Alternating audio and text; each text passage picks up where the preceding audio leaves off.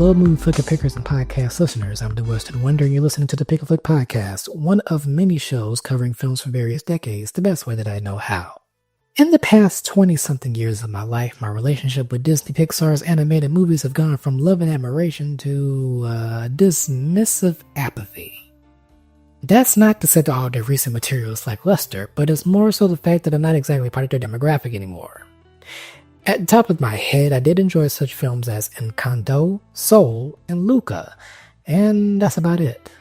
So this year, I decided to put my apathy aside and cover a brand new movie. So what's the buzz about Pixar's Hoppers, a movie with an important message about preserving nature? Let's take a deep dive into this, shall we? So we have the main character, Mabel, voiced by Piper Curta, a young environmentalist in the making. She's always had a love for animals since childhood, and her bond with her grandmother made her love of nature even stronger over time. Her passion, and her patience, is tested when the town's mayor, Jerry, voiced by John Hamm, has a plan of taking down a large chunk of areas in the forest, better known as the Glade, which is occupied by animal wildlife, in order to make way for materialistic things like highways.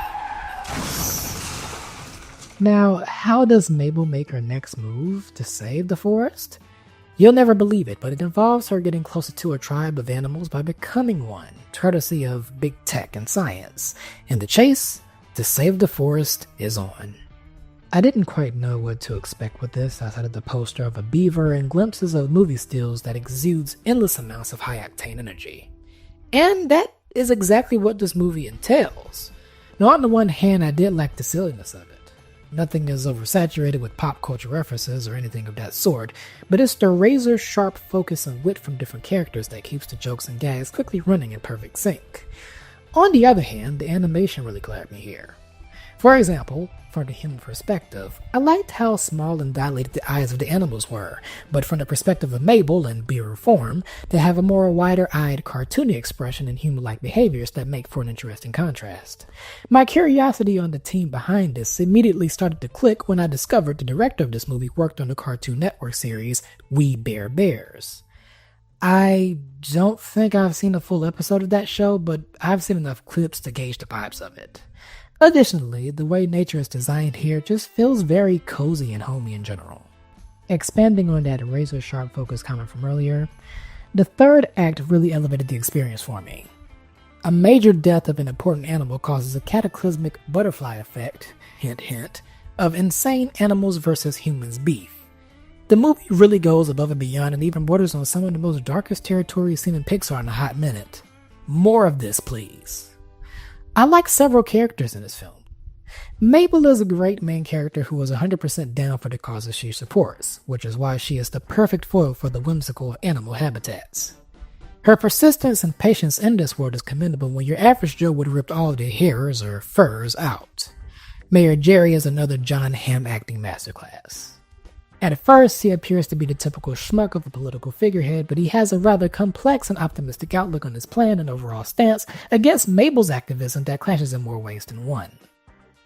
The leader of the Mammal Squad is King George, voiced by former Saturday Night Live alum Bobby Moynihan, who was a hoot to watch and listen to. It's actually pretty sweet and wholesome seeing the way he accepted Beaver Mabel almost instantaneously, and despite the question that begs to be asked of him, why are you putting so much trust in a beaver that you just met? His reasoning for such ethics makes sense. And it should come to no one's surprise that one of the other big bads in this would turn out to be an animal seeking revenge on the human race for multiple reasons. This animal is a blood-hungry caterpillar voiced by Dave Franco, a great choice for a sniveling creature seeking justice in all the wrong ways. This character makes the final half's insanity come full circle.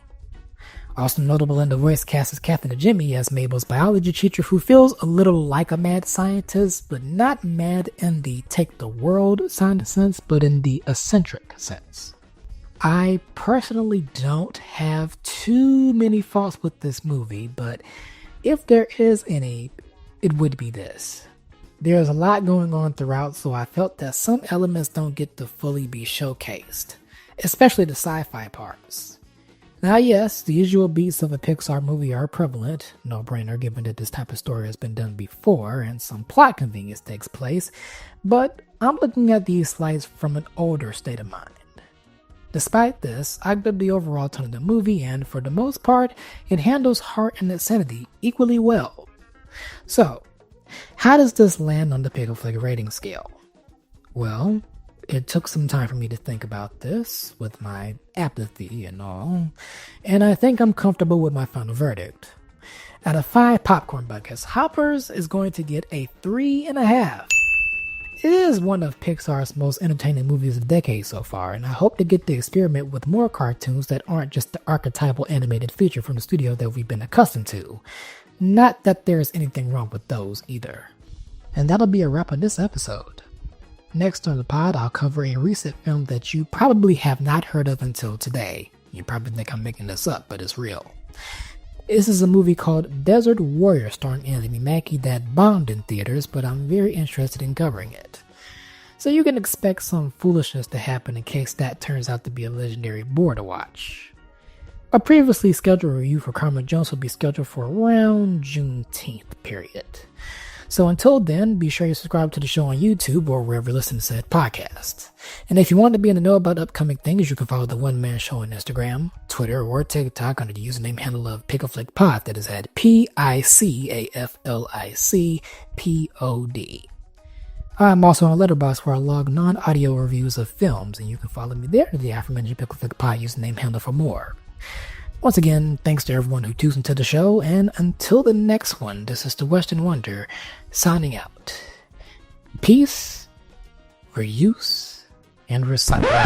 I forgot that, but bye folks, bye.